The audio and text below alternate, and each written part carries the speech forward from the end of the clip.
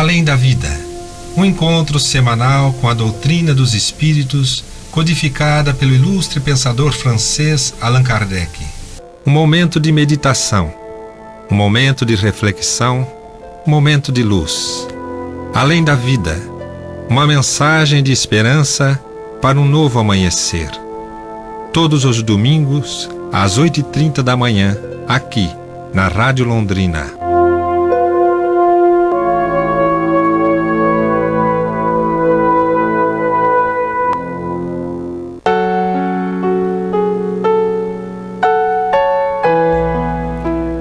Prezados amigos do programa Além da Vida, muito bom dia, sempre bom estar com vocês nessa manhã de domingo, através desse programa de estudo, de reflexão, de meditação, coordenado pelo Centro Espírita Allan Kardec de Cambé, né? Programa que já tem muitos anos, que chega a todos os lugares, aos lares, às residências, alguns locais também, né? Que ouvem o programa assiduamente, o que é muito bom. E como nós fazemos nos quintos domingos, né, nós pegamos um tema para estudo, não na sequência como nos outros domingos, né, que os grupos seguem uma sistemática. Então hoje nós trouxemos aqui um tema bem interessante para vocês. E está conosco aqui a nossa amiga lá de Cambé, a Carol Laverde. Bom dia, Carol. Bom dia a todos os amigos ouvintes que estão aqui, acordam cedo neste domingo ou acompanham depois pela internet.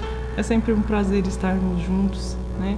Falando um pouquinho sobre espiritualidade, espiritismo, aprendendo os conceitos, né? E isso vai nos ajudando no nosso dia a dia. Não só quem ouve, mas nós também que paramos para estudar, para tentar entender, né? As orelhas mais perto da nossa boca são as nossas, né, Carol? É isso aí. Bom dia, Cacá, também, sempre colaborando nas discussões dos temas que a gente traz para cá, porque, por incrível que pareça, a gente sempre comenta no programa, né? Desde o momento que a gente vem de Cambé para cá, né? Eu moro em Londrina, a Carol mora lá em Cambé, mas as conversas no carro, né? Isso era desde o tempo do Eurípides, com a Teca também, né? Os temas são muito relacionados e a gente vai ver isso hoje mais uma vez, comprovando que não tem como fugir da busca da felicidade verdadeira, né? Que esse é o objetivo, de entender melhor a mensagem de Jesus através da doutrina espírita, né? E hoje, no Momento Espírita, nós temos como título Fazendo Alguém Feliz.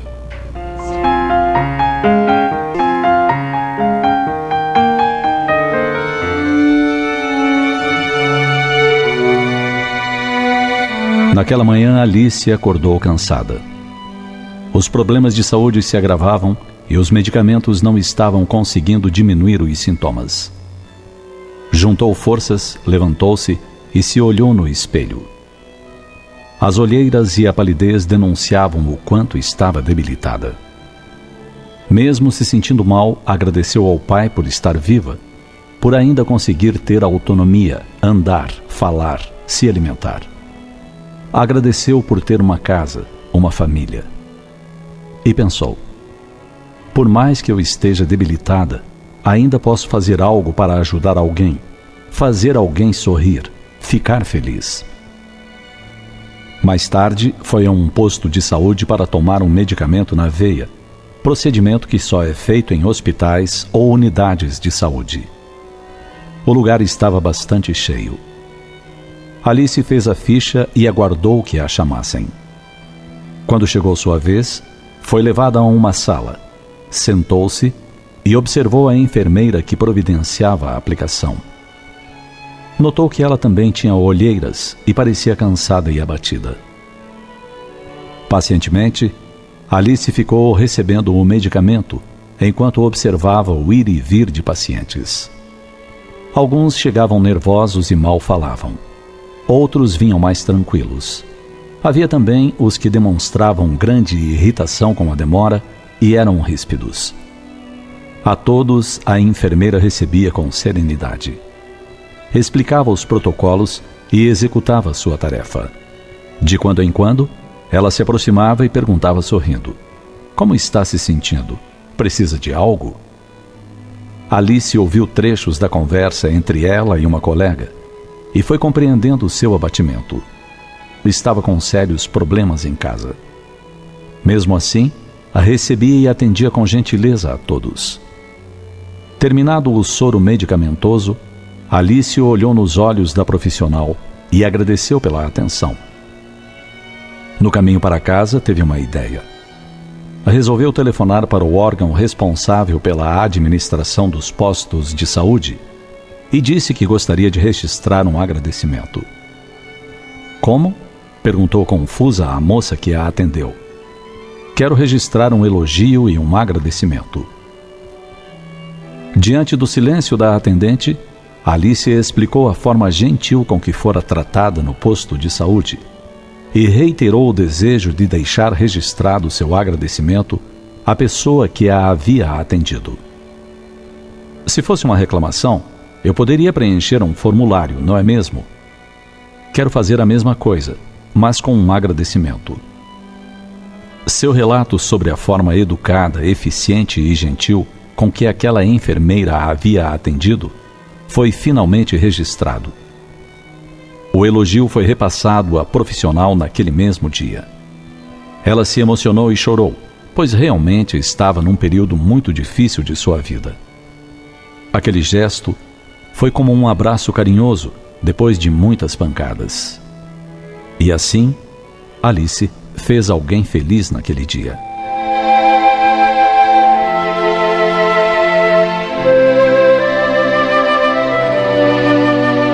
Por mais tristes, cansados, nervosos ou preocupados estejamos, sempre poderemos fazer algo para ajudar alguém que está se sentindo como nós, ou talvez pior. Façamos um esforço para ver no nosso próximo um ser que precisa de amor e façamos por ele algo que gostaríamos que fizessem por nós, mesmo que seja apenas um sorriso.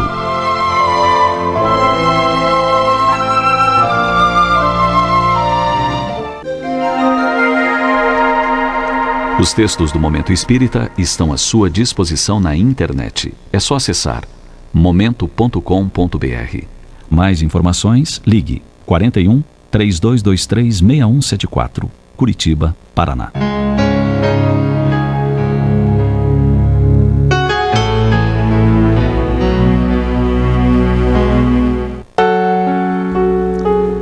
Tá aí, pessoal, a nossa mensagem de hoje, de abertura do programa, destacando uma das virtudes, né, que todos nós deveremos cultivar, desenvolver em nós, que é a serenidade, né? Não é uma virtude muito fácil não, né, Carol?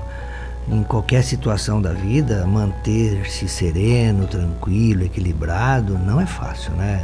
Mesmo nas situações de alegria, de felicidade, né? Para que aquilo não saia do padrão normal, né? A gente sabe que felicidade em excesso beira a loucura, tem que tomar cuidado, né? Então, é uma mensagem muito bonita, é isso. Todos nós podemos fazer alguém feliz, sim. Aí temos que pensar como, né? É isso que às vezes é muito difícil e as pessoas pensam que precisa bens materiais para isso e não, né? Olha ali, apenas uma ligação, né? E ajudou aquela pessoa que aparentemente estava serena, né? Ela estava por dentro precisando de ajuda, de apoio, né? E foi o que aconteceu, né?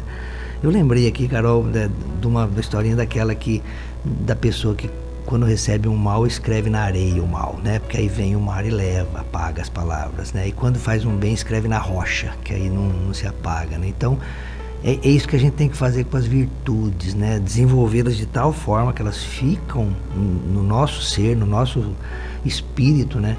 E aquilo que a gente sofre ou aquilo que a gente faz de errado, né? Que a gente possa passar. A gente vai ver hoje um caso muito interessante, né? Relacionado a isso, de sofrer um mal, né? E faz parte da escola, faz parte da educação do espírito, né, Carol? Isso aí, Miguel. Você falando aí, eu lembrei de uma passagem de Jesus também, porque eu vejo que hoje, a exemplo do que foi falado no Momento Espírita, igual a gente foca muito em reclamar das pessoas, né? Em apontar os erros, apontar os defeitos. E aí o Momento Espírita vem e nos diz que a senhora vai lá, é bem atendida e o que ela faz? Aponta as qualidades, aponta as virtudes.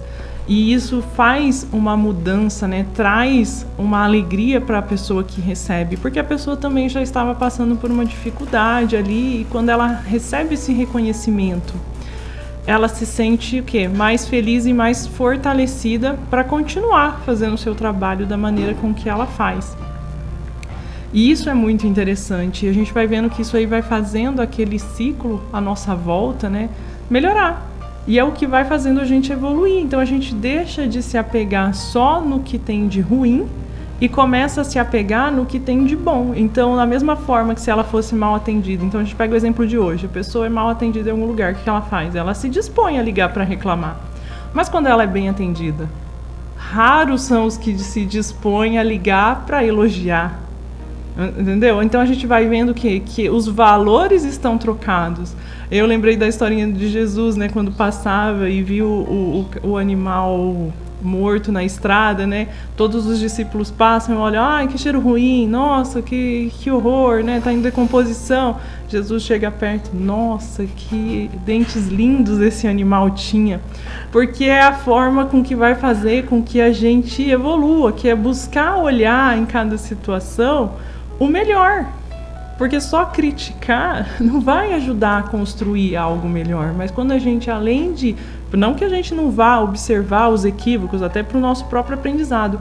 Mas quando a gente começa a observar o que há de bom, né, a gente, além de trazer aquilo para a luz e trazer aquilo para a conversa, exemplos, a gente está se ajudando e ajudando ao próximo. Claro, a gente vai mudando o nosso estado de ser, né? Quando a gente começa a focar nas coisas boas, né? Sim. Exatamente. Não que a gente não tenha coisas ruins ainda para serem trabalhadas, né, Carol? Temos e muito, mas todos nós, não existe uma pessoa nessa terra que só tenha defeitos. Uma qualidade, até o próprio Evangelho diz, né? Até aquela pessoa mais ruim, né? Dentro dela, ela desenvolveu um amor, seja pela mãe, seja pela avó, e ela exerce umas atitudes de bondade com aquela pessoa. É interessante que o que ele vem dizer é nos incentivar a pôr mais em prática essas atitudes, né, de amor, essas atitudes de elogiar, essas atitudes de olhar com um olhar de carinho para as pessoas que estão à nossa volta. Com a mesma força que a gente tem para criticar quando alguém erra à nossa volta, que a gente tenha para elogiar quando a pessoa faz algo de bom. Não só os que estão ao nosso lado, né? No mundo como um todo. Até trazer para as nossas conversas habituais coisas boas, né? A gente estava até comentando agora e depois vai ter tudo a ver com o nosso tema. Por quê? Porque é a atmosfera que a gente vai criando e aí às vezes a gente se vê preso em determinadas situações e não vê uma saída. Mas se a gente começa a tentar mudar o foco do nosso olhar, tudo muda. Exatamente. Né? Igual o Cristo, vim para que tenham vida. Sim. E a tenham em abundância. O que é isso? Essa mudança de olhar para as coisas. E olha a importância, né, Carol, da outra pessoa, né, na nossa vida, né? Exato. Quando Jesus diz que ele resume toda a lei e todos os profetas, ou seja, todos os que vieram antes, né, escreveram, exemplificaram, numa frase, amar a Deus sobre todas as coisas e ao próximo, como a si mesmo, colocando o próximo antes de si. Por quê? Porque nós precisamos dessa interação com o próximo. O próximo vai nos ajudar a nos descobrir, a nos autoconhecer. É claro que a gente sempre destaca aqui que o trabalho de evolução, de progresso é pessoal. Então a Carol tem que fazer o trabalho dela, o Miguel tem que fazer, o Cacá tem que fazer o dele. Mas no grupo a gente se fortalece. Quando a gente divide problemas, quando a gente vê exemplos, né? Então por isso que a gente vem na família, né? Que é o primeiro reduto ali, onde a gente é convidado a trabalhar para quê? Para a gente melhorar. E essa melhora vai depender só de nós, né? Cada um vai tomar essa decisão por si só. Por si só, né? Não, realmente. Aí você falando nisso agora, eu até tinha notado que eu lembrei de uma música do Plínio de Oliveira, né? E tem um parágrafo que diz, né? Alguém nos quer feliz. E eu logo penso em Deus, mas sei quem me fará feliz sou eu. Claro. A gente vai pegar toda a amorosidade de Deus, a gente vai pegar todos os ensinamentos do Cristo e nós vamos fazer um movimento para encontrar a nossa felicidade. Nós, enquanto sociedade, vamos auxiliar uns aos outros, mas a gente não consegue entrar na cabeça, entrar no coração do nosso próximo, né? A gente vai tentando entrar com aos pouquinhos, né? Com boas atitudes, criando ali diálogos favoráveis e tudo mais, mas a gente tem que entender que a gente tem que puxar a nossa responsabilidade para nós mesmos também. Verdade, Carol. E esse contato com o nosso próximo, né, que a gente trabalhou no segundo domingo, não sei se os amigos rádio ouvintes lembram, né, nós falamos do tema suicídio, porque perdão, esse mês há toda uma mobilização mundial, não é só aqui no Brasil, né, em relação à prevenção do suicídio, né? Então, o dia 10 de setembro é considerado o Dia Mundial de Prevenção do Suicídio, porque é uma ação, é um ato involuntário, sem pensar das pessoas, às vezes até bem premeditado, mas que vai de encontro à vida, né, que é a lei maior, né?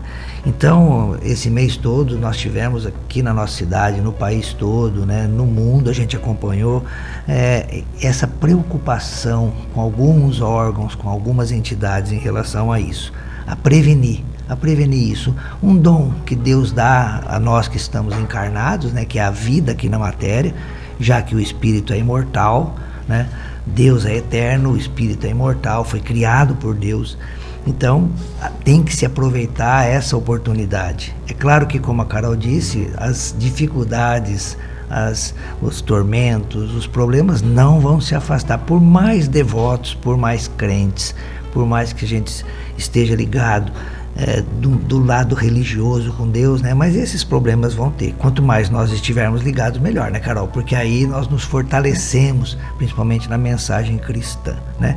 Então, nós trouxemos para vocês aqui como se fosse um fechamento do mês, né, desse Setembro Amarelo, e vamos nos preocupar sim, pessoal, porque segundo o Centro de Valorização da Vida, que é o órgão que trabalha a prevenção de suicídio, dando apoio emocional às pessoas o ano todo, de maneira sigilosa, de maneira gratuita, através do telefone 188. Então, nós participamos também dessa entidade e desse evento do Setembro Amarelo na cidade, e há essa preocupação. Quando a gente identifica que hoje a faixa etária onde os percentuais são mais elevados é na nossa adolescência, na nossa juventude. Jovens, meninos e meninas ali da faixa dos 14 aos 29 anos é onde estão os maiores números de pessoas que tentam e que conseguem, né, executar esse ato que vai de encontro a tudo que a gente pode imaginar, né? Então a gente trouxe para vocês aqui, né, alguma coisa sobre isso. Vamos tentar destacar mais o lado moral que interessa, né, Carol? O lado da coragem moral para enfrentar as dificuldades e evitar essa decisão que a gente considera, claro, né, como cristão, como espírito imortal, falível. A gente vai ver um caso hoje muito interessante que Kardec coloca lá no livro O Céu e o Inferno, onde são exemplos, né, de várias categorias de espíritos, e lá entre esses estão os suicidas, né, aqui na Terra, porque o suicídio é uma coisa da matéria. Nós vamos fechar o nosso estudo com isso. Mas já no livro dos Espíritos, pessoal, nós vamos observar lá na quarta parte, quando Kardec trata, né, das penas, dos consolos, da consolação. É a última parte do livro dos Espíritos, desde a questão 943 até a 957. Ele começa falando da origem, porque interessa saber como é que nasce esse desgosto pela vida, né, Carol? Como o próprio Kardec coloca na questão 943, né? Qual é a origem, qual é a causa desse desgosto? Sem motivos plausíveis, muitas vezes a gente entende, conhece casos que não há sintoma aparente, né, da pessoa tirar a sua vida, né? E essa ideia se apodera de certos indivíduos. E os espíritos dizem assim, ó, efeito da ociosidade, falta de fé e saciedade. Olha que interessante, ociosidade, pessoal, falta de trabalho. Falta de fé, principalmente a fé na vida futura, na imortalidade, né, Carol? E saciedade. Mas o que você quer dizer? Excesso de bens materiais. Olha, até pouco tempo atrás, 5, 10 anos, a maior taxa de suicídio era um dos países nórdicos, Finlândia, Noruega, Dinamarca, onde a vida é muito boa. A pessoa não tinha necessidade nenhuma, pelo contrário, ganhava até do governo para não trabalhar, para não fazer nada. Olha só. Então, ociosidade. Tomar cuidado com isso, pessoal. O trabalho é uma lei divina que vem nos ajudar muito, né? E olha aqui o que os Espíritos dizem nessa primeira questão. Para aquele que usa de suas faculdades com fim útil e de acordo com suas aptidões naturais, o trabalho nada tem de árido e a vida se escoa mais rapidamente. Ele lhe suporta as vicissitudes com tanto mais paciência e resignação, quanto obra com o fito da felicidade mais sólida e mais durável que o espera. Olha só. Então o trabalho a gente vê lá no próprio Livro dos Espíritos, é a segunda lei divina, depois da lei de adoração, é a lei do trabalho, né? E Kardec vai fechar na 957, só para a gente não se alongar muito e entrar logo na parte moral, quais em geral em relação ao estado do espírito, as consequências do suicídio. Nós falamos das causas ali, né? 3, agora as consequências. E os Espíritos dizem assim, Carol e amigos, muito diversas são as consequências do suicídio, não apenas determinadas, e em todos os casos correspondem sempre às causas que o produziram.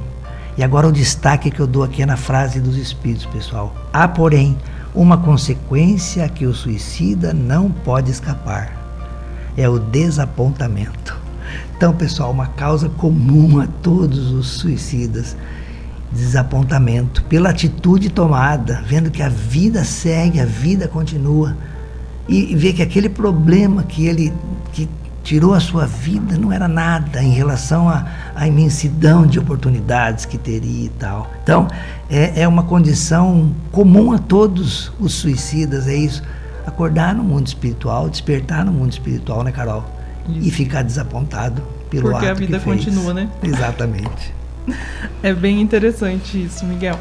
Então aqui a gente vai ver que o Espiritismo vai nos dizer, e a maioria das religiões também vão dizer, né? A vida é um presente divino, né? Então a gente tem que guardar bem esse conceito. A vida é um presente divino, né? E o ser humano, ele fala que não tem o direito de interrompê-la. E é interessante ir indo para a questão 943, quando ele vem falar da questão da fé, da questão da perspectiva espiritual. Então, até aproveitando que o Miguel nos trouxe agora, essa questão da imortalidade da alma. Então, quando a gente tem bem fixo na nossa mente que o espírito não morre, a gente vai ver o quê? Que o suicídio nunca vai ser uma solução.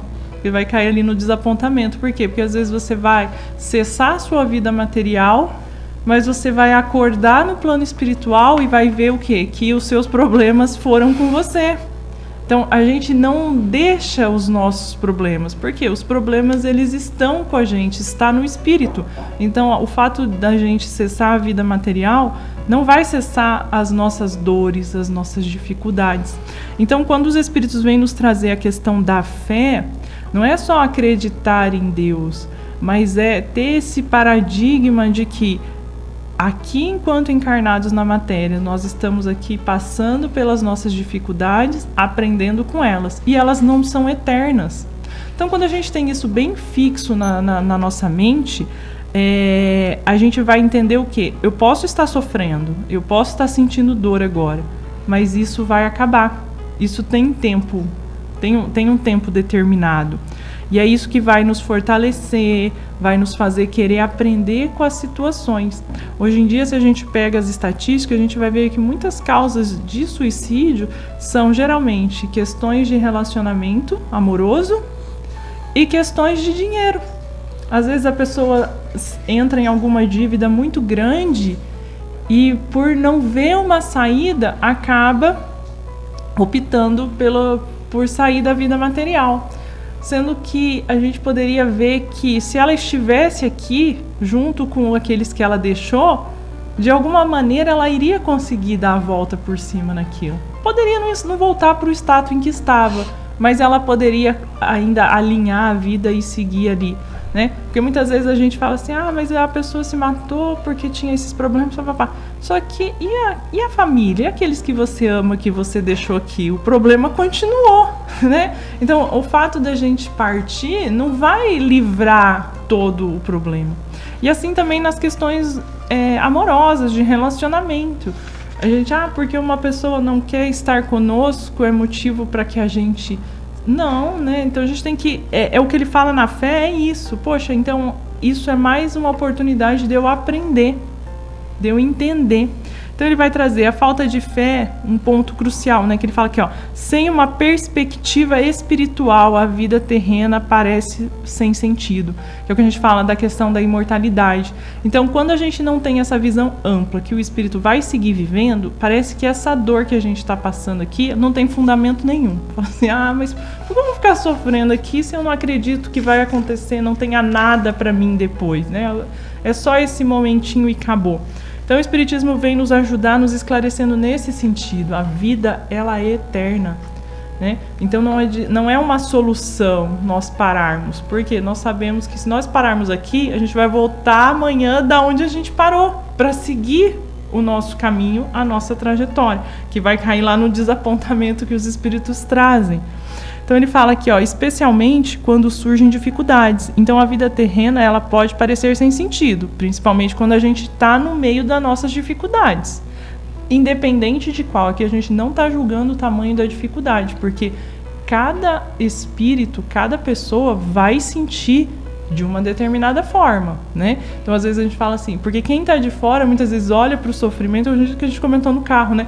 Nossa, parece um sofrimento tão banal, mas ninguém sabe o que a gente está sentindo no nosso íntimo. As pessoas não estão dentro do nosso coração e nem dentro da nossa mente. Então a gente não deve nunca julgar o motivo de alguém que esteja triste, que esteja deprimido, que esteja pensando em suicídio. Por quê? Porque a gente não sabe como aquela pessoa está enfrentando aquela dor. E aí a gente tem que o quê? Tentar fazer esse aparato de tentar mostrar para ela que, por maior que seja, não minimizar a dor dela, mas demonstrar para ela que mesmo sendo uma dor muito difícil, o melhor ainda é se manter no caminho, é tentar achar brechas para que ela saia ali e comece a ter felicidade em outros pontos, né? Se apegando em outras situações, no trabalho, como diz a espiritualidade, né?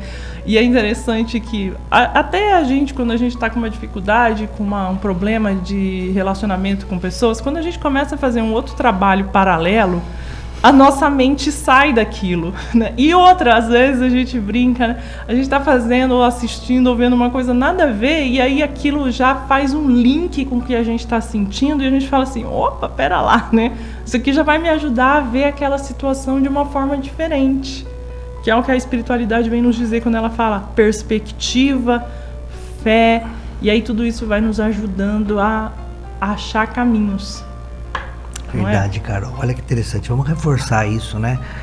Quando a gente fala em ociosidade, né? E laborterapia hoje é uma terapia muito boa, né? Isso, fazer como a Carol disse, buscar outras formas de ser útil. A definição que os espíritos nos dão de trabalho, né, Carol? Uhum. Toda ocupação útil. Não importa, né? Olha o caso da enfermeira ali que atendia com serenidade. E, nossa, ela estava fazendo bastante, não só o trabalho profissional dela, né, na área da saúde, mas o jeito como ela atendia. Não adianta a gente ter o conhecimento se a gente não unir ao conhecimento a virtude. Exatamente. Então, olha que coisa. Às vezes, pessoal, ou na maioria das vezes, a virtude vai fazer um bem muito maior do que o próprio medicamento, do que o próprio atendimento, né? Então, ela se sentiu feliz em ver como a outra se comportava, olha só. E a gente sabe que nós somos médicos de nós mesmos. Então, esses sentimentos que nos traz felicidade quando verdadeiros, é isso que nos vai ajudar, né? Por que a gente se preocupa tanto com as ideias materialistas, e os textos falam disso também, né? Hoje a gente vê que as pessoas estão muito envolvidas com os seus celulares, né? Os jovens principalmente, e que quando você às vezes quer tirar o celular para conversar, para assistir uma aula tal, a pessoa fica possessa, ela não se vê sem aquela ferramenta, sem aquela bengala. E não pode, é um meio que a gente tem hoje de comunicação, de segurança, mas não pode ser um modo de vida. Tem gente que coloca a vida dela no celular, né, Carol? E não pode isso. E deixa às vezes de conversar, de trocar ideias, né? De estar em família, de estar em grupos e ficando o tempo todo no celular. E é uma pessoa extremamente solitária. Com certeza. É interessante que eu vi uma palestra que falava sobre isso, E a gente acaba utilizando hoje muitos meios digitais como uma forma de fuga. Porque onde é que estão os nossos maiores problemas? Relacionamento com pessoas. Não é verdade? Quando a gente fala assim, qual que é a sua dificuldade? Até no meu trabalho a gente brinca. Não, o trabalho é bom, o problema são as pessoas, né? É um modo de dizer, é um modo de brincar. Por quê? Porque a gente vai ver que as dificuldades estão nos relacionamentos. Está em você estar perto de pessoas, conviver com pessoas que pensam diferente de você, pessoas que falam diferente de você, né? Porque muitas vezes a gente tá lá sereno, a pessoa já vem um pouco mais rude. Às vezes você tem uma ideia e a pessoa tem uma ideia contrária a você. Então, a maior parte das nossas dificuldades está nos nossos relacionamentos. E hoje a gente acaba utilizando o celular e tantas outras ferramentas digitais como meio de fuga. Por quê? Porque no meu celular, né? As pessoas estão sempre bem. Nas nossas redes sociais, as pessoas estão sempre bonitas, estão sempre arrumadas e estão sempre gentis. Mas quando a gente está pessoalmente com as pessoas, não é bem assim. Então a gente acaba se iludindo e acaba transferindo a nossa vida para aquilo ali. Só que daí qual que é o problema? Quando eu sou obrigado a estar na realidade, eu não sei lidar. Porque eu não tenho paradigma. O meu paradigma é um paradigma fantasioso, de um mundo perfeito. Que seja nas redes sociais, seja nas séries, nos filmes que a gente muitas vezes se aprisiona. E aí quando a gente se depara com um problema real, a gente não sabe o que fazer. Até, se eu não me engano, acho que foi o Klinge, numa palestra do Rossando Klinge, que ele falava isso, né? Trazendo um estudo da questão da necessidade da religião, não importa qual, mas da gente apresentar um Deus, apresentar um paradigma. Por quê? Para quando eu tiver uma dor, eu saber que tem um ser de luz, criador de tudo, que está olhando por mim. Porque se eu não tenho isso, quando eu me desespero, eu vou correr para qual solução? Só para uma solução que eu acho que vai cessar aquilo. E muitas vezes aí a gente vai acordar num outro patamar e vai ver, opa, não é bem assim. Né? Eu gosto muito da questão que diz onde está escrita, onde está, né? Onde é escrita, onde está a lei de Deus, né? Está lá no livro dos Espíritos.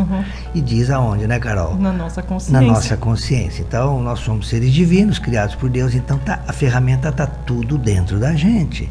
E eu penso que até a própria crença em Deus, somos nós que vamos construindo à medida que a gente vai despertando, né? Se Ele coloca dentro de nós todas essas leis para a gente ir se aperfeiçoando através da conquista, nada cai do céu, entre aspas, né?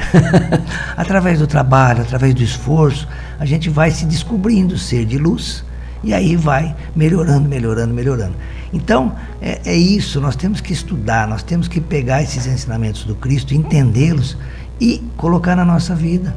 Quando ele fala para a gente estar no mundo sem ser do mundo, a gente tem que saber usar o celular de maneira, assim, equilibrada. A vida não tem que ser o celular, mas ele tem que ser uma ferramenta que amanhã, se eu deixar ele desligado, um dia não vai me fazer falta. E não pode fazer falta. Né? Porque vai ter dia que vai perder a bateria, vai quebrar o celular, você vai ficar sem celular. E aí a pessoa morre junto. Não, né? Não. Então, pessoal, estar no mundo é saber usar todos esses benefícios que a tecnologia nos traz. Olha que beleza, né? Quem que vai fazer um tratamento de canal hoje no dentista sem anestesia? Ninguém, né? Já foi a época. Hoje não. Então, vamos usar dessas tecnologias, mas para o nosso crescimento moral. É isso, a meta nossa é o crescimento moral. Nós estamos aqui para crescer moralmente. Conhecimento nós vamos adquirir de uma forma ou de outra, né? Nós não vamos para a escola desde pequenininho? Meio obrigado, a gente vai. Mas e a parte moral? As famílias terceirizaram essa parte moral, né? Então, quando a gente está discutindo com vocês aqui hoje, essa prevenção de um atentado contra a vida, é porque a gente não quer que se desenvolva nas pessoas a covardia moral, que Kardec vai destacar lá no Bem-aventurados Aflitos, capítulo 5 do Evangelho, né? Então, é isso, quando a pessoa não acredita, quando ela tem dúvida em relação ao futuro, né? Quando ela está muito apegada à matéria, ou ao corpo, ou às coisas da matéria, ela se afasta desses bens maiores, que é a própria vida. e ele se acovarda frente às dificuldades. Então, qual que é o remédio contra isso? É a coragem moral, é a virtude que combate esse vício ou essa imperfeição. Então, cuidemos dessa parte. Vamos desenvolver na gente a coragem, que vai de encontro à covardia moral, que é a pessoa tirar a própria vida, né, Carol?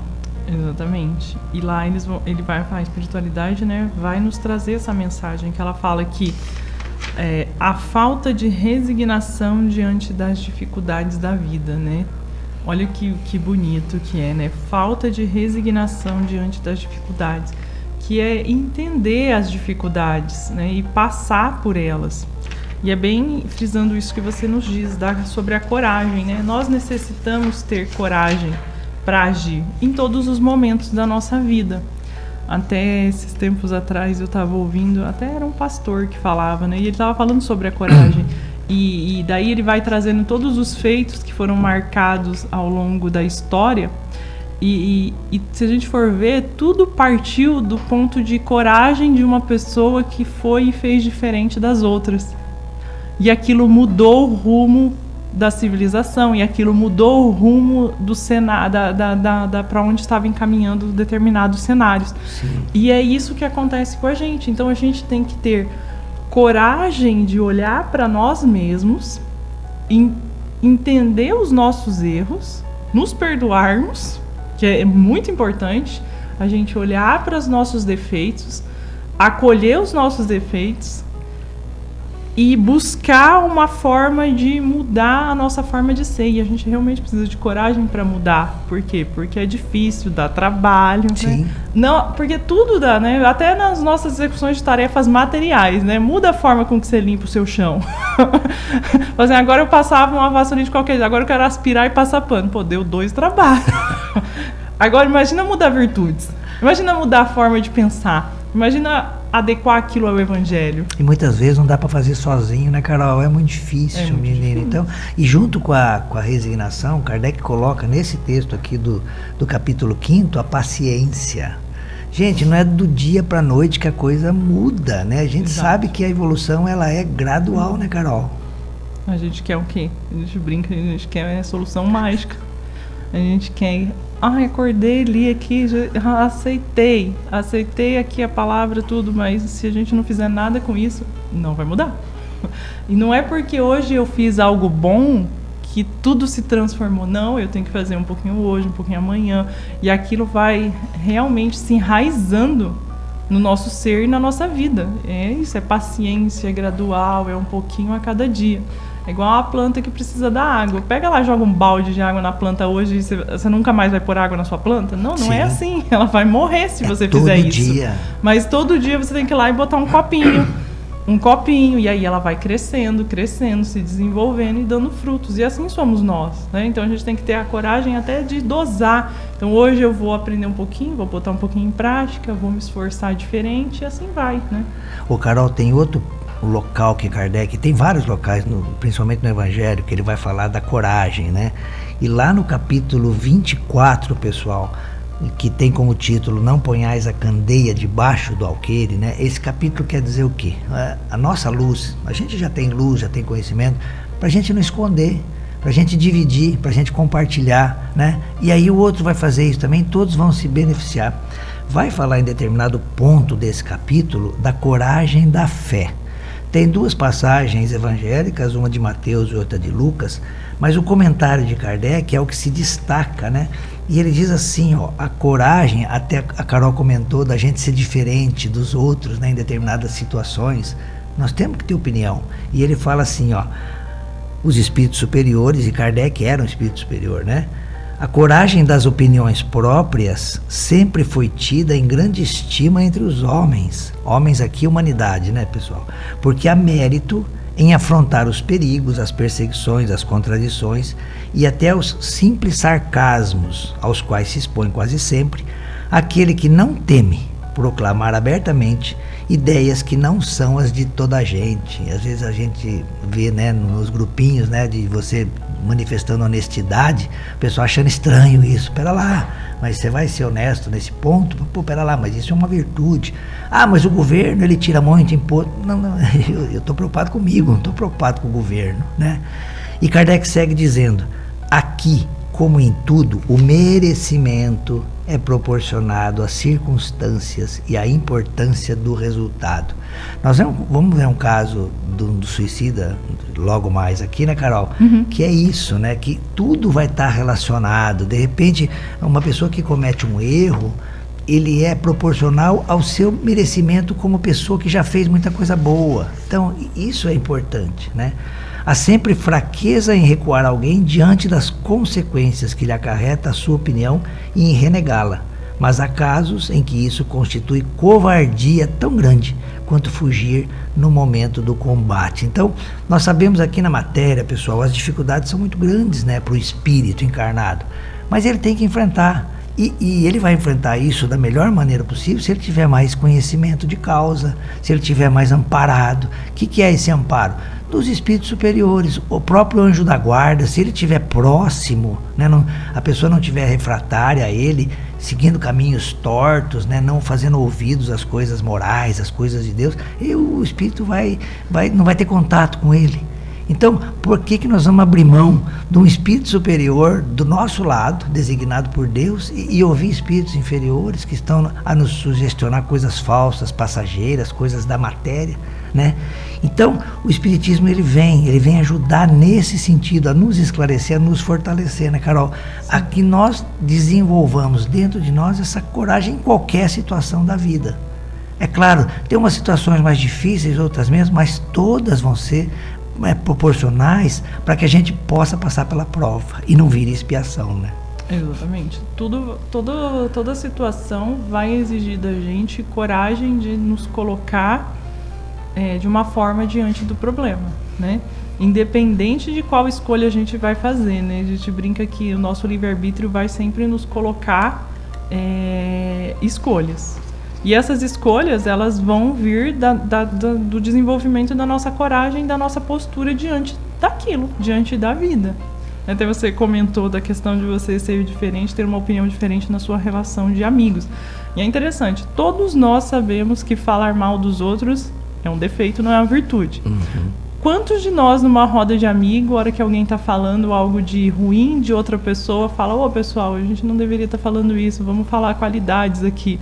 Quem que tem essa coragem? Não, já fica mal falado na nossa roda de amigos. Vira chacota dos outros, né? Aí, às vezes, a gente prefere até se omitir, né? Então, vou sair daqui, não vou pecar, vou sair, né? Aí é que entra a questão da coragem. A nossa coragem de colocar o nosso ponto de vista positivo naquele momento, né? E temos que ter, né, Carol? Temos que ter. Para que as coisas vá mudando, a gente necessita... Porque aí a gente está sendo falso conosco mesmo, exatamente. Isso é horrível, né? Na hora que você está sozinho e fala, puxa, por que eu não defendi fulano? Eu conheço ele tão bem. Exatamente. Né? Até nós mesmos, né? Às vezes a gente está lá e acaba se excedendo, falando de alguém, e depois a gente chega para casa e fala, poxa vida, já falei tantas vezes que não é para eu fazer isso, por que eu vou abrir minha boca se eu não vou falar nada de construtivo, né? Exatamente. Pessoal, a gente queria fechar esse tema do estudo de hoje narrando, né, para vocês o caso que está lá no livro Céu e Inferno, é uma das obras básicas da doutrina espírita, o livro Céu e Inferno, que ele tem um subtítulo que diz assim, a justiça divina segundo o espiritismo. Olha que interessante, né?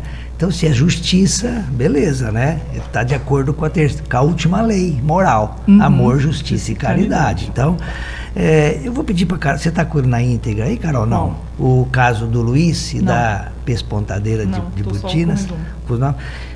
Olha, o caso é o seguinte, então vou resumir para vocês. Ele era um alfaiate, estava noivo, Luiz é o alfaiate, estava noivo da Vitorine, né? E eles estavam já com as proclamas já de casamento marcados, né? E o que o Luiz fazia? Ele era alfaiate e ela trabalhava com bordado, alguma coisa assim, com costura também, provavelmente trabalhava com ele. E já tinha uma vida de casal. Por quê? Porque ele almoçava e jantava todo dia na casa dela, né? Já estavam nessa. Um belo dia ele chega, né? E aí eles têm uma discussão sobre futilidades ali no jantar, né? E ele sai dizendo que não ia voltar mais para ela, né? E aí no dia seguinte ele se arrepende, claro, né? Porque ele gostava dela, né? E ele volta à casa dela, bate na porta e ela não atende. E ele fica ali batendo e ela não atende. Até que chega um momento, né? Que ele fala assim: adeus, pois cruel, adeus para sempre. Trata de procurar um marido que te estime tanto quanto eu, né? E aí a moça que estava dentro da casa, né? Não abrindo a porta, ouviu um gemido abafado, né? E como se um corpo tivesse escorregando na porta. Olha só, mas ela não abriu, né? De repente, alguém de fora, depois de uns 10 minutos, grita de espanto, pedindo socorro, né? Aí toda a vizinhança vem, a Vitorine abre a porta e tal, e aí eles encontram o corpo do Luiz ali, já inanimado. Ele tinha cravado uma faca no coração, tinha se suicidado. Olha, esse é o caso, né? Aí o que acontece? Kardec, que pegava esses casos, se saía na mídia, né, no jornal, e ele pergunta a São Luís, que é o presidente espiritual da sociedade, né, na reunião ali de agosto de 1858, a moça causadora involuntária do suicídio tem responsabilidade? Olha a pergunta de Kardec já direta para São Luís, né? E olha a resposta do espírito: sim, porque o não amava. A menina, a Vitorine, não amava o Luiz como o Luiz amava ela, né? Então, sim, ela é causadora involuntária do suicídio. Na segunda pergunta que Kardec faz para São Luís, então, para prevenir a desgraça, deveria desposá-lo a despeito da repugnância que lhe causava? Resposta do espírito: ela procurava uma ocasião de descartar-se, e assim fez em começo da ligação o que viria a fazer mais tarde. Quer dizer, ela fez, agora que eles estavam noivos, o que ela provavelmente faria depois de casado, né? Neste caso, pergunta Kardec, a sua responsabilidade decorre de haver alimentado sentimentos dos quais não participava e que deram em resultado o suicídio do moço? Sim, exatamente, né? Então, vai um pouquinho mais adiante o diálogo de Kardec com São Luís, mas a gente vê que aqui a responsabilidade da noiva é muito grande. E o que acontece com Kardec? Ele evoca o espírito de Luís e ele se apresenta, né? E ele pergunta para o espírito: que julgais da ação que praticastes? Vitorine, responde o espírito já do Luís, né? Era uma ingrata, e eu fiz mal em suicidar-me por sua causa, pois ela não o merecia. Quer dizer, ela não merecia essa atitude dele, né? Porque ela não o amava. Então, não vos amava? Não, responde Luís. A princípio iludia-se, mas a desavença que tivemos abriu-lhe os olhos, e ela até se deu por feliz, achando um pretexto para se desembaraçar de mim. E aí Kardec pergunta para o Luís, né, em espírito, né? E o vosso amor por ela era sincero? Paixão somente. Creia, pois se o amor fosse puro por parte do Luís, eu me teria poupado de lhe causar um desgosto. Olha, até o amor do Luís não era aquele amor equilibrado, era paixão. E a paixão a gente sabe que às vezes cega, como cegou o Luís e ele tirou a própria vida, né? E aí vai, pessoal, o diálogo é muito interessante, a gente recomenda para vocês, né? Mas o que a gente tira daqui, e depois tem um comentário de Kardec no final, que eu acho que vale a pena a gente destacar também, Carol.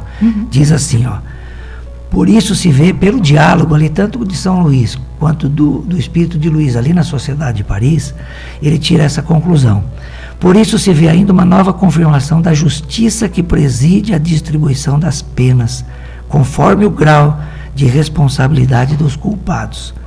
É a moça, neste caso, que cabe a maior responsabilidade, por haver entretido em Luís, por brincadeira, um amor que não sentia. Quanto ao moço, este já é de sobejo punido pelo sofrimento que lhe perdura, mas a sua pena é leve. Olha, a pena do Luís é leve, da moça não, porquanto a pena cedeu a um movimento irrefletido em momento de exaltação. Olha só, assim Kardec termina esse comentário do caso de Luís e da Vitorine, né, Carol? Isso. E é bem interessante, né, que é o que a gente estava falando, questões das nossas escolhas, questões do amor verdadeiro. A gente vai ver o quê? O amor respeita as escolhas dos demais, e ele cai em si na hora do diálogo, né? Ah, eu estava numa paixão que me cegou e eu acabei cometendo esse ato. E é o que a gente verifica ali, né? E até uma questão que a gente conversou até na escada, né? Que você falou que foi questão de uma outra pessoa, né? O fato da pessoa se suicidar, isso condena ela eternamente a viver no Vale dos Suicidas, no umbral, no inferno, como a gente queira chamar. A gente está vendo que não. Assim como todos os nossos erros, a gente tem a oportunidade de sair deles. E quanto antes a gente toma consciência, quanto antes a gente vai ser ajudado. Então a gente não é condenado a um sofrimento eterno pelos atos, principalmente hoje que a gente está falando sobre o suicídio. Não quer dizer que a gente vai para o Vale dos Suicidas e vai ficar lá para sempre. Não, a hora que a gente retoma a consciência, como ele falou, né? A hora que ele retomou a consciência no diálogo com Kardec, provavelmente ali ele já começa a ser auxiliado, né? Não que ele não vá sofrer as consequências do ato, mas é aquilo que você falou, a questão do valor de cada pena, de valor de cada sofrimento consequente da forma com que a gente agiu, da nossa intenção e tudo mais. A gente vê, né, Carol, que vão ter os atenuantes e os agravantes, né? Se na vida terrena tem isso, porque não terá na justiça de Deus, né? E foi o que aconteceu com o Luiz ali, ele desperto já, rapidamente, né? E a pena dele leve em relação à causadora de todo aquele sofrimento lá. Pessoal, nós vamos passar para o Zé Antônio, mas antes vamos nos despedir, né, Carol? Porque 10 minutos já termina o programa. Bom, pessoal, queria agradecer a atenção de todos, desejar um excelente domingo, uma semana muito iluminada, com muita paz e muito amor a todos nós. Eu também o mesmo, e que todos sejamos felizes. Um abraço. Olá, amigos. Vamos lembrar Jesus. Lembrar Jesus é sempre iluminar nosso ambiente. É impossível pensar na passagem de Jesus aqui na Terra sem trazermos um pouquinho de conforto para as nossas almas. Saber que um Espírito de tamanha grandeza espiritual tenha se preocupado conosco na condição moral inferior em que nos encontramos, tão atrasados. Jesus que veio nos apresentar o amor de Deus por todos nós, que veio nos apresentar a conduta necessária para que alcancemos a paz que buscamos. Jesus enfrentou todos os desafios que a época lhe propunha, as lutas contra as castas aqui na Terra, que foram contra a sua presença, contra os seus ensinamentos, o sinédrio que o perseguiu o tempo todo, procurando uma maneira de prendê-lo para levá-lo à crucificação, o que já estava previsto pelos profetas. Quando Jesus chegava em Jerusalém, era sempre mais difícil, porque ali ele estava diante do pior que a natureza humana podia oferecer, e justamente na mão daqueles que estavam defendendo as escrituras, os ensinamentos que os profetas trouxeram para o povo hebreu. E Jesus, diante daquela população, se via em momentos bastante delicados, e onde ele mais nos ensinou. E um desses momentos foi quando ele deixa o Monte das Oliveiras, depois de uma noite de descanso, e vai pela manhã, estava havendo a festa do tabernáculo na cidade de Jerusalém. Jesus adentra Jerusalém e começa a ensinar. Seus apóstolos estão consigo, seus discípulos, as pessoas que vão se aproximando. E nessa hora chega uma multidão muito confusa, muito turbilhonada, muito perturbada, e jogam diante de Jesus uma mulher que havia acabado de ser pega em adultério. E lançam a Jesus uma questão. Mestre, chamam-no de mestre, mas não o consideram mestre. Mestre, esta mulher foi pega em adultério. Segundo as leis de Moisés, ela tem que ser apedrejada até a morte. O que o Senhor nos diz? Então vamos olhar para aquela situação. Nós tínhamos um grupo de pessoas mal intencionadas, muito pouco ou nada preocupados com o bem-estar daquela mulher, ao contrário, procurando mesmo colocá-la numa situação bastante difícil, que já era difícil. Tínhamos as pessoas que não conheciam Jesus, que estavam ali encontrando pela primeira vez com o mestre, tentando ver quem era aquela pessoa que se apresentava como se fosse o Messias. Tinha os seguidores que sabiam que Jesus era o Filho de Deus, o Cristo Salvador vivo, como disse Pedro certa vez. Então existiam vários tipos de pessoas naquele momento. E Jesus estava sendo questionado. E o Senhor, mestre? A lei de Moisés diz que devemos apedrejar. E o Senhor? O que nos diz que devemos fazer? Então eles questionam Jesus para colocá-lo contra aquela multidão que ainda não o conhecia. Eles não iriam conseguir mudar a forma de pensar daqueles que já o conheciam, mas iriam conseguir mudar a forma de pensar de quem não o conhecia. E Jesus, ele responde de uma maneira que para nós mostra a sabedoria de Jesus, mas tem muito mais ensinamento aí. Porque Jesus, ele olha para aquelas pessoas e diz assim: aquele que estiver sem nenhum pecado, atire a primeira pedra. Então, quando a gente pensa, Jesus está propondo o que ali naquele momento? O perdão para aquela mulher? A indulgência para aquela mulher? Com certeza. Mas não é só isso. Ele está propondo um exame de consciência para aquelas pessoas. Analise as suas consciências. Se vocês se sentirem dignos de atirarem uma pedra, então atirem. Então, quando Jesus propõe um exame de consciência, ele está dizendo para todos nós que antes de julgarmos os nossos semelhantes, nós temos que analisar se nós somos pessoas em condições de julgarmos outras pessoas. Se estamos num grau de elevação moral suficiente para não precisarmos julgar as outras pessoas, ou julgarmos com retidão, com acerto. Se nós formos pensar bem, quanto mais evoluído for um espírito, mais indulgente ele vai ser. Muito mais ele levará em consideração o dar novas oportunidades às pessoas que erram, ou corrigir o comportamento das pessoas que têm a tendência a errar, e não só punir ou só castigar.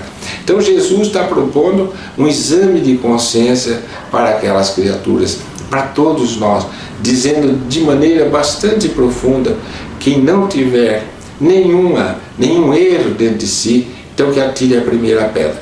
Dizem os historiadores, os evangelistas, que primeiro os idosos foram indo embora. Por que primeiro os idosos e não os mais jovens?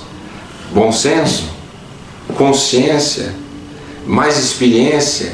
Os idosos seriam aqueles que já tinham mais condições de compreender melhor o que Jesus estaria ensinando? Ou seriam os que tinham mais débitos, os que tinham errado mais, que sabiam mais que não teriam condições de acusar ninguém, que sabiam mais que eram tão adúlteros contra aquelas mulheres? O fato é que os idosos foram saindo em primeiro lugar. Em segundo lugar foram os mais jovens. Então aí fica uma lição importante para nós. Veja o exemplo que os mais velhos dão para os mais jovens. Então ali naquele momento, os mais velhos se afastando, os mais jovens não tiveram dentro de si a coragem de prosseguir, de dar vazão àquelas leis de Moisés e atirarem pedra. Eles respeitaram os mais velhos e seguiram o exemplo dos mais velhos. Então veja que interessante, o mais velho dando exemplo para o mais novo numa hora dessa, que estão todos sendo questionados a examinarem a própria consciência. Então Jesus já nos havia dito: antes de você tirar um cisco do olho do teu irmão, tira a primeira trave, né? Aquela madeirinha que está no teu olho. Quer dizer, quando você for julgar alguém, primeiro julgue a si mesmo. Sabe, analise se você é uma pessoa que está indene de comportamentos negativos. E é esse o principal ensinamento que fica nesse momento do encontro de Jesus com essa mulher pega em adultério. Como se encerra aquele momento? De maneira sublime. Jesus olha, não tinha mais ninguém, ele olha para a mulher pecadora e pergunta: mulher, cadê aqueles que te acusavam? Eles não te acusaram mais? E ela diz: não, Senhor, eles já se foram. Aí diz Jesus: então vá, eu também não te condeno. Você veja bem, a alma pura de Jesus diante de uma pecadora: eu também não te condeno. Então, quanto mais evoluído o espírito, mais indulgente é o espírito. Mas aí propõe o acerto: mas vá, não tornes a errar. Então, propondo, o Jesus sempre foi contra o erro. Ele foi enérgico muitas vezes, principalmente com os fariseus, principalmente com os saduceus, principalmente com aqueles que representavam o judaísmo daquela época. Ele sempre foi muito enérgico, porque ele via que ali estava o fermento dos fariseus, que ele dizia, tome cuidado com o fermento dos fariseus. Então ele sempre foi enérgico, mas com a mulher adúltera ele foi indulgente, ele foi compassivo. Eu também não te condeno, mas vai e não torne a errar. Então é o terceiro programa que nós fazemos, falando da consciência. Vamos examinar nossa consciência. Foram 3 programas seguidos, da conduta cristã, da consciência cristã, e agora da mulher adúltera diante de Jesus, e Jesus propondo o exame da consciência. Então, onde está escrita a lei de Deus? Pergunta os espíritos, pergunta Allan Kardec aos espíritos superiores. Questão 621, na consciência. Obrigado, meus irmãos, até o nosso próximo. Além da vida, um encontro semanal com a doutrina dos espíritos, codificada pelo ilustre pensador francês Allan Kardec. Um momento de meditação, um momento de reflexão, um momento de luz. Além da vida, uma mensagem de esperança para um novo amanhecer.